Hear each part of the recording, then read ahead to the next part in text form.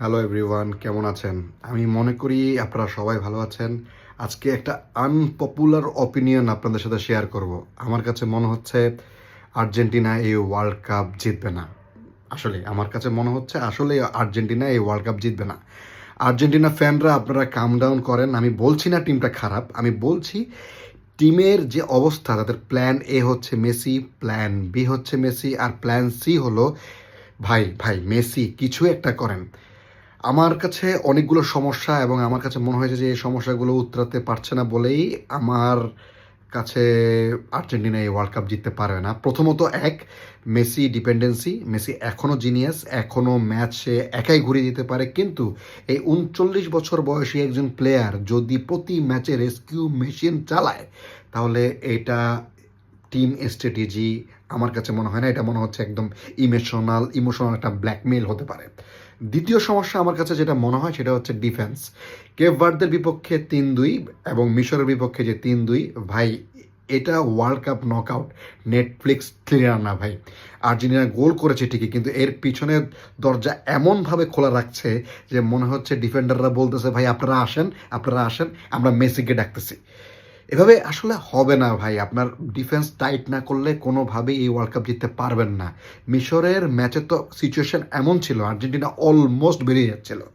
শেষ দিকে কামব্যাক, মেসির গোল, এনজো ফার্নান্দেজের গোল সব ঠিক আছে, কিন্তু এভরি ম্যাচে হার্ট অ্যাটাক দিয়ে আসলে আমার কাছে মনে হয় না যে ট্রফি আসলে জেতা সম্ভব। ৩ নম্বর যে সমস্যাটা সেটা হচ্ছে ফরওয়ার্ড লাইন। মেসি ছাড়া অন্য কোনো ফরওয়ার্ডদের আউটপুট একদমই কনসিস্টেন্ট না। জুলিয়ান আলভারেস কাজ করছে, প্রেসিং করছে, ড্রপ করছে, কিন্তু কিলার ফিনিশিং এভরি ম্যাচে আসছে না। লাউতারো মার্টিনেজের যদি কথা বলি, সেখানেও আর্জেন্টিনা ওর কাছ থেকেও যে বেশি কিছু আশা করছে সেটাও কিন্তু না, সব কিছুই মেসি কেন্দ্রিক। তো বিগ ম্যাচে শুধু মুভমেন্ট না, গোল লাগবে ভাই। সো এইটা না হলে আপনারা আসলে মেসিকে দিয়ে যে গোল হচ্ছে বা একটা দুইটা গোল হচ্ছে, হার্ট অ্যাটাক টাইপের গোল হচ্ছে, এটা দিয়ে আমার কাছে মনে হচ্ছে না সলিড ওয়ার্ল্ড কাপ জেতার মতো আর্জেন্টিনা হচ্ছে।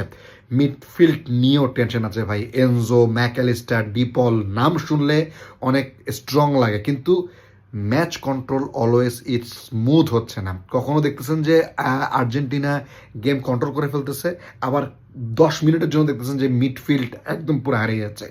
তখন অপরচুনিটি দিলে আর্জেন্টিনা ফ্যানদের ব্লাড প্রেশার ফিফা র্যাঙ্কিংয়ের উপরে উঠে যাচ্ছে। তার মানে হচ্ছে কাউন্টার অ্যাটাকে গিয়ে তারা ওইখানেই গোলগুলো খাচ্ছে। এখন আসি যে এই যে জিনিসগুলো রয়েছে সেগুলোর বাইরেও যে বাইরে একটা জিনিস রয়েছে, সেটা টপিকটা স্পাইসি একটা টপিক, সেটা হচ্ছে ফিফা বায়াসনেস। অনেকেই বলছে যে আর্জেন্টিনাকে হেল্প করা হচ্ছে। আমার কাছে মনে হচ্ছে যে হেল্প কিছুটা হইলেও করা হয়েছে। ইজিপ্টের ম্যাচে রেফারি ডিসিশন নিয়ে অনেকগুলো কথা হয়েছে, কিন্তু ফ্যাকচুয়াল হয়েছে যে বায়াসনেস আছে, এটা আসলে প্রুফ নাই। ইভেন আজকে কলিনা যে ফিফা থেকে রেফারি থেকে বলছে রেফারি ইন্ডিপেন্ডেন্ট ছিল এবং বার ডিসিশন ঠিক ছিল।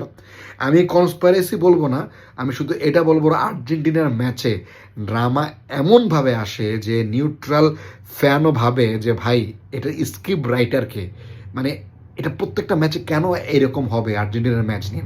তাহলে আসলে আর্জেন্টিনা কেন ওয়ার্ল্ড কাপ জিতবে না আমার কাছে মনে হয়, আমি ওপিনিয়ন করছি, কারণ নকআউট স্টেজে শুধু মেসি ম্যাজিক দিয়ে আসলে হবে না। ডিফেন্স যদি এইভাবে এক্সপোজ হয়, কেপ ভার্দের সাথে যেভাবে এক্সপোজ হয়েছে, মিশরের সাথে এক্সপোজ হয়েছে, এবং তারা শুধুমাত্র একটা ইউরোপিয়ান টিমের সাথে খেলেছে, সেটা হচ্ছে অস্ট্রিয়া। এছাড়া আপনি যদি সামনের দিকে আগান, তার ফরওয়ার্ড লাইনে যদি মেসি ছাড়া রেগুলার যদি ফিনিশ না আসে, আর মিডফিল্ড যদি প্রেশারে কন্ট্রোল হারায় যায়, তাহলে সুইজারল্যান্ড, ফ্রান্স, স্পেন, ইংল্যান্ড যে কোনো ডিসিপ্লিন টিম আর্জেন্টিনাকে একদম পুরোপুরি ভরে দিতে পারে ভাই।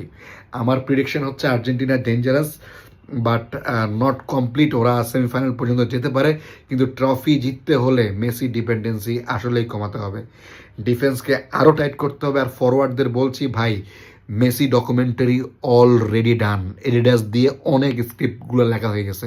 এবার আপনারাও কিছু করেন, না হলে আসলে এই ওয়ার্ল্ড কাপ আপনারা ভুলে যান।